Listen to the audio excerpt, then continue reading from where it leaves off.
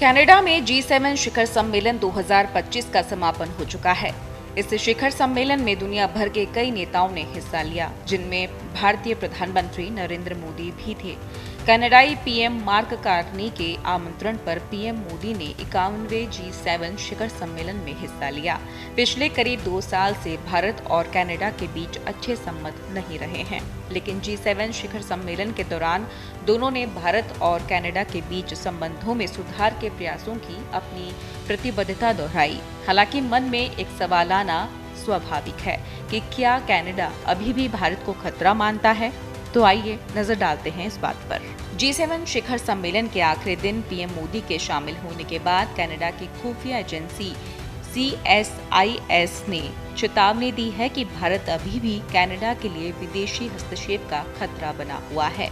संसद को दी गई अपनी वार्षिक रिपोर्ट में कनाडाई सुरक्षा खुफिया एजेंसी CSIS ने भारत के साथ ही चीन, रूस, ईरान और पाकिस्तान को भी विदेशी हस्तक्षेप के तौर पर कनाडा के लिए खतरा बताया।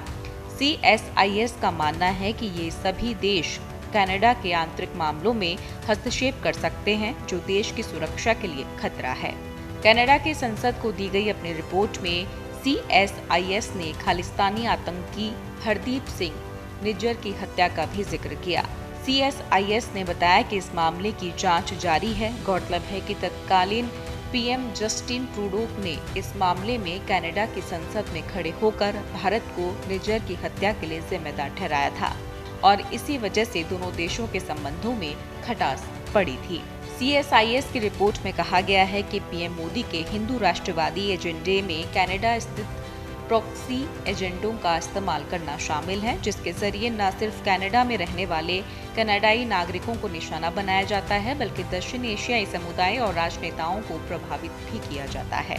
CSI की रिपोर्ट में कहा गया है कि भारत की दबाव बनाने रणनीति और लक्ष्यीकरण का कनाडा पर काफी प्रभाव पड़ता है। CSIS की रिपोर्ट के अनुसार कनाडा को भारत सरकार द्वारा न केवल जातीय, धार्मिक और सांस्कृतिक समुदायों के भीतर, बल्कि कनाडा की राजनीतिक प्रणाली में भी किए जा रहे निरंतर विदेशी हस्तक्षेप के बारे में सतर्क रहना चाहिए।